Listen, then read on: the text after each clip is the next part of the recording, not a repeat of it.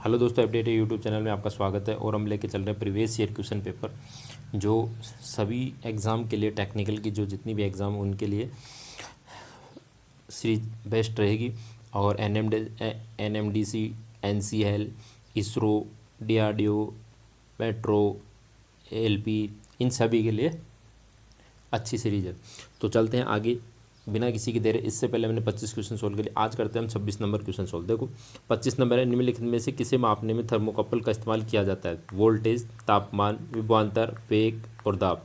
तो जो थर्मोकपल होता है वो तापमान को नियंत्रित करता है। जैसे हम मैं बताऊं कि जो हमारा गीज़र होता है, प्रेस होता है, इनके अंदर टेम्परेचर को क्या करते हैं, मेंटेन करते हैं। नेक्स्ट क्वेश्चन है 27 नंबर, निम्नलिखित में से किससे ताप परिवर्तन होने पर प्रतिरोध में कोई परिवर्तन नहीं होता है? Nickel, nichrome, platinum, मैग्नीन, aluminium. तो जो मैग्नीन होता है इसके प्रतिरोध में कोई भी परिवर्तन करेंगे तो इसके तापमान में कोई परिवर्तन नहीं रहता, क्योंकि ये इसका जो ताप गुणांक होता है वो लगभग शून्य माना जाता है। तो इसलिए इसका आंसर क्या हो जाएगा? D is right answer. यदि मैग्नीन नहीं हो तो यूरेका का भी लगभग जीरो माना जाता है। नेक्स्ट क्वेश्चन की ओर आगे बढ़ते हैं। क्वेश्चन नंबर 28 देखो, 28 नंबर क्वेश्चन क्या कह रहा है? प्रतिरोध किसका उदाहरण है? ठीक है, द्विपार्श्विक घटक, सक्रिय घटक, निष्क्रिय घटक, ए और सी दोनों एक पार्श्वी घटक। तो देखो जो डायोड होता है वो प्रतिरोध जो होता है वो दोनों द्विपार्श्विक घटक होता है और निष्क्रिय घटक होता है। तो निष्क्रिय घटक के अंदर आता है RLC, तीनों आते हैं। तो इसके अंदर जो राइट आंसर हो जाएगा वो हो जाएगा D is right answer, A और C is right answer. Next question है, परिपथ में धारा प्रवाह के विरोध को क्या कहा जाता है? किसको? धारा प्रवाह के विरोध को क्या कहते हैं? Conductance, resistance, current, voltage, inductance. तो जो रेजिस्टेंस होता है वो धारा के मान में बाधा उत्पन्न करता है, जबकि सुगमता कौन करता है? कंडक्टेंस। धारा के मान में सुगमता कौन करता है? कंडक्टेंस करता है, जबकि बाधा कौन उत्पन्न करता है? रेजिस्टेंस। तो इसका राइट आंसर हो जाएगा B is right answer. Next question की ओर आगे बढ़ते हैं। क्वेश्चन नंबर 30 देखो क्या कह रहा है। क्वेश्चन है कि संधारित्र को कभी भी किस कूट भाषा में कूटबद्ध में नहीं किया जाता, मतलब कौन सी इकाई जो होती है उसमें कभी भी नहीं मापते हम? नैनोफेरेड में मापते हैं, माइक्रोफेरेड में मापते हैं, फेरेड में मापते हैं, पिकोफेरेड में मापते हैं। तो आपने कैपेसिटर की जो किलो फेरेड में आप तक की इकाई नहीं देखी होगी। तो इसका जो राइट आंसर हो जाएगा वो हो जाएगा E is right answer. Next question है हमारा 31। KVL के अनुसार एक नेटवर्क के किसी बंद लूप में, ठीक है, किसी बंद लूप में सभी IR ड्रॉप और EMF का बीजगणितीय योग सदैव क्या होता है? ठीक है, IR ड्रॉप और बीजगणितीय योग सदैव क्या होता है? ज़ीरो होगा। ठीक है, क्या होता है? Zero. A is right answer. इसी क्वेश्चन को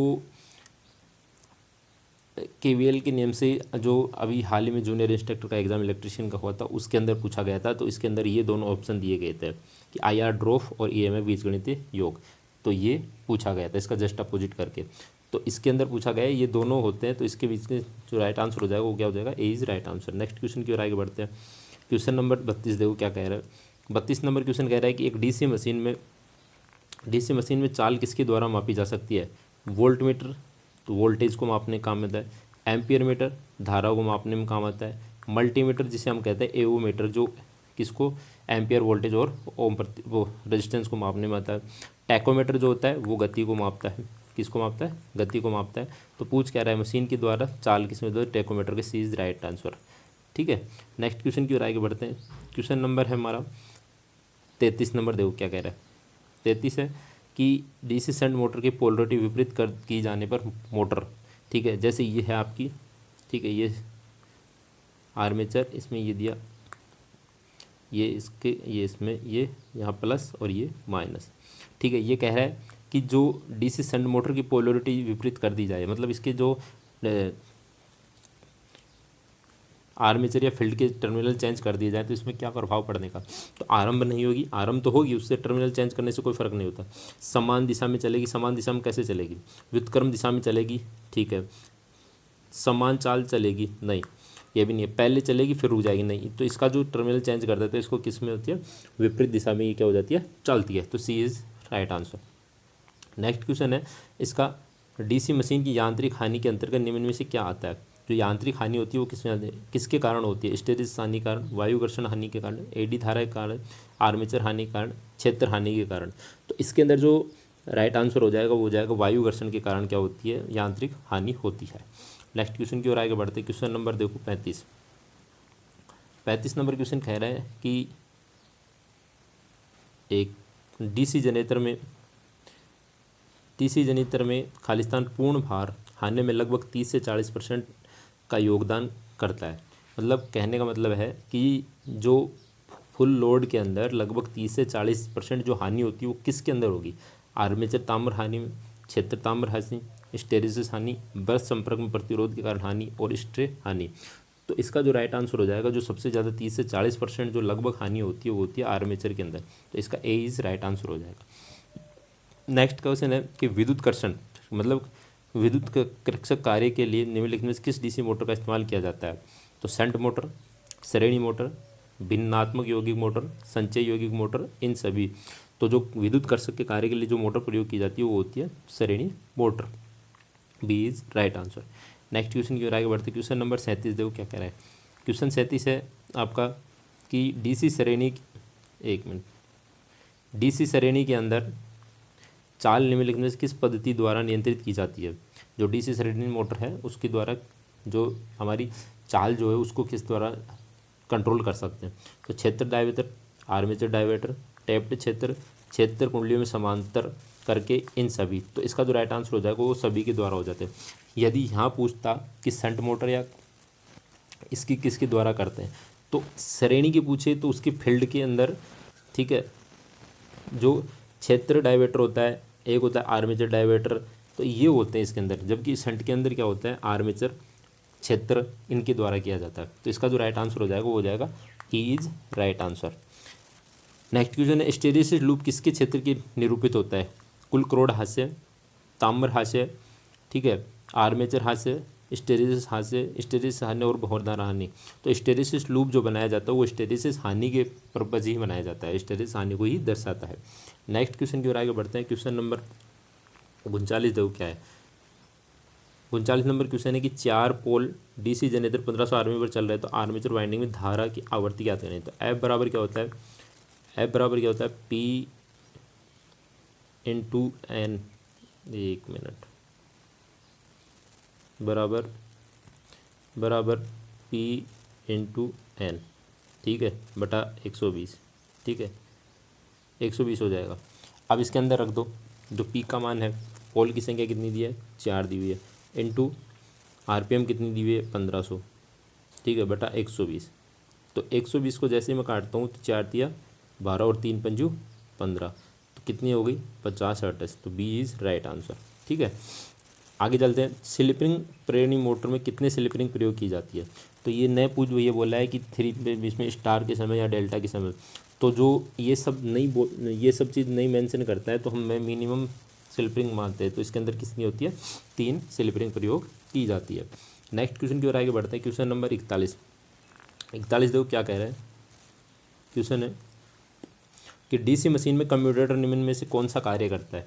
तो डीसी सिर्फ मशीन की बात किया है, ये स्पेशल किसी मशीन को जनरेटर और मोटर का प्रयोग नहीं किया गया है। ये सिर्फ ये बोला है कि डीसी मशीन का कम्यूटेटर का कार्य होता है। तो एसी को डीसी में परिवर्तन करता है, जबकि डीसी से एसी में परिवर्तन करता है। तो इसका दोनों का कार्य होता है, ए और बी दोनों।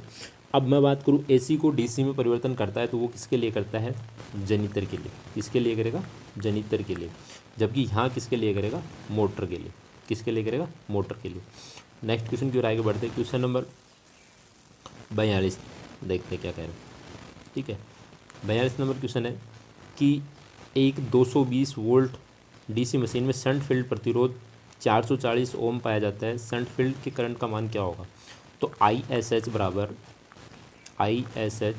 बराबर V upon R S H होता है, ये फॉर्मूला होता है। वोल्टेज कितनी है? 220 बटा 440। तो 0 से 0 गया, 22 एकम 22, 22 दूनी 44, तो कितना बच गया? 1/2। तो क्या बच जाएगा? 1 में 2 का भाग देंगे तो 0.5 ampere. B is right answer. Next question की ओर आगे बढ़ते हैं। क्वेश्चन नंबर 43 देखो 43 क्या कह रहा है। 43 नंबर क्वेश्चन कह रहा है, देखते हैं कि यदि डीसी मोटर कि बिना किसी गति के लोड के 2000 आरपीएम है और फुल लोड आरपीएम 1900 है, तो इसका वोल्टेज मिनिमम ज्ञात कीजिए। तो जो डीसी मोटर होती है उसका वोल्टेज रेगुलेशन क्या कहते हैं? वी आर परसेंटेज बराबर V N L minus V F L बटा वी एफ एल इंटू 100। ठीक है। तो 2000, ठीक है, कितना 2000 माइनस 1900 बटा फुल लोड कितना है 1900, तो इंटू 100 हो जाएगा उधर।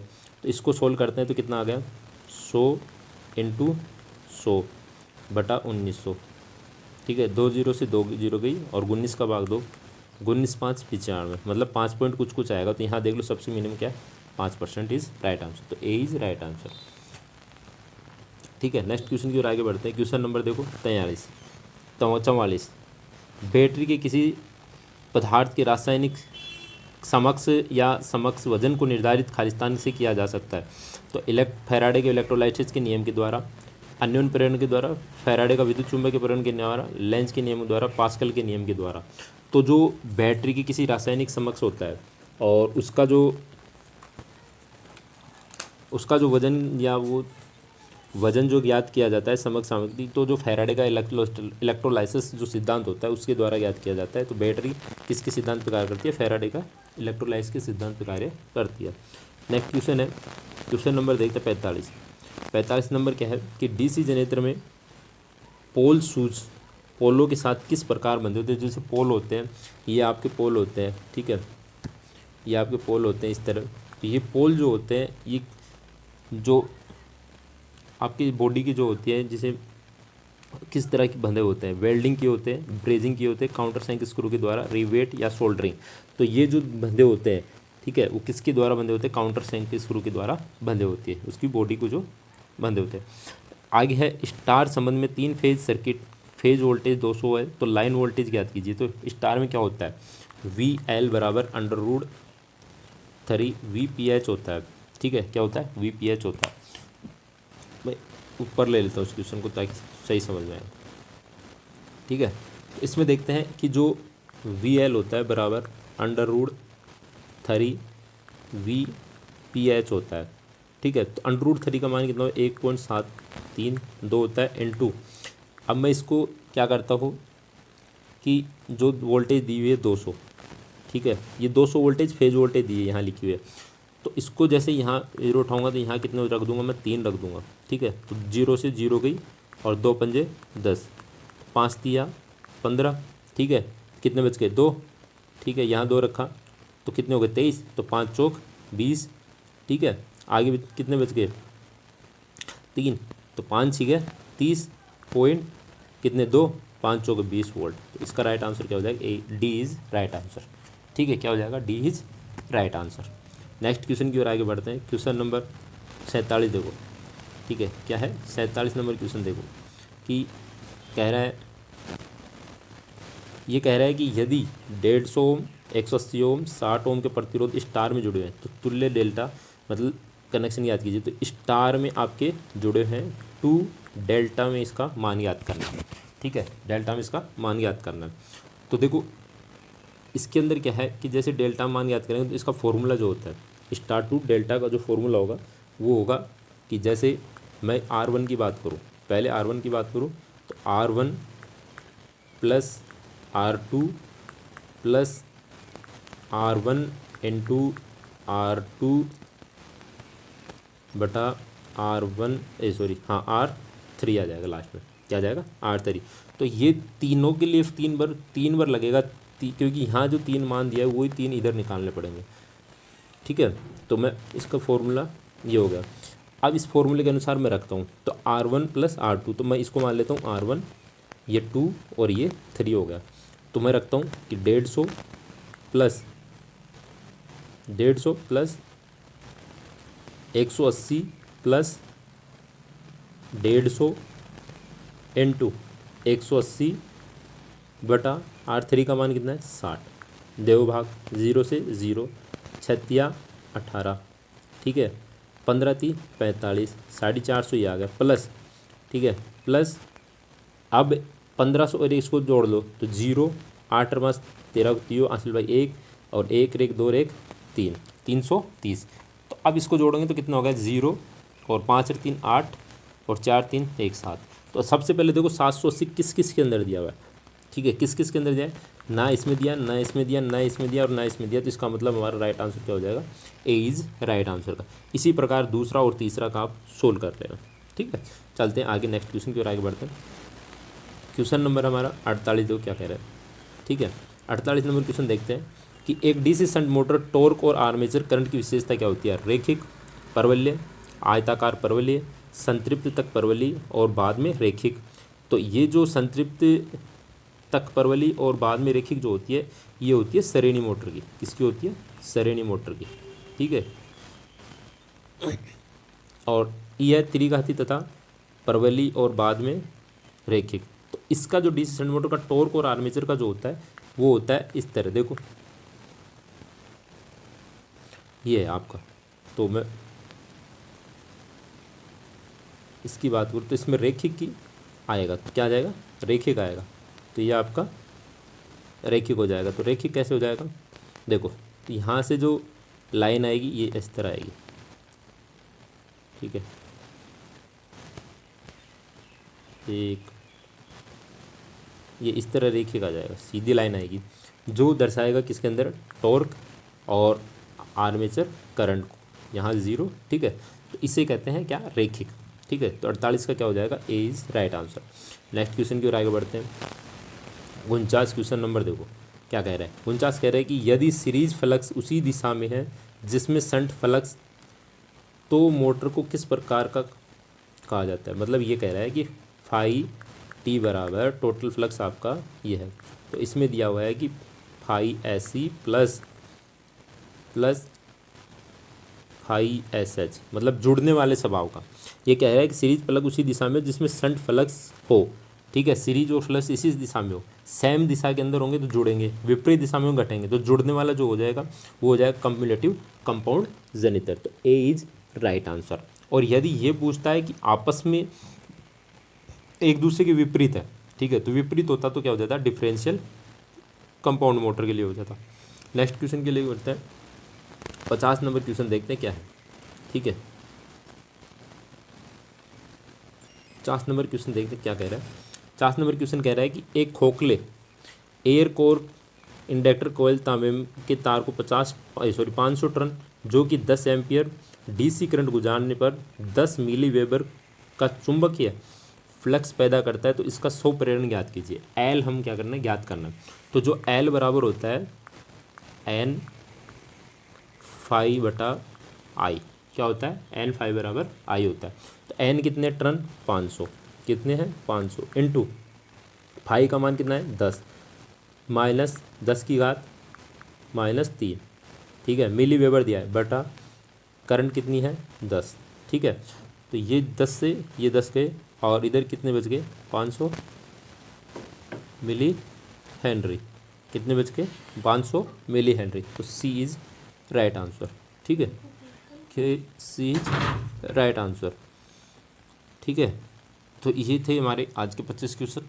मिलते हैं नेक्स्ट 25 क्वेश्चनों के साथ।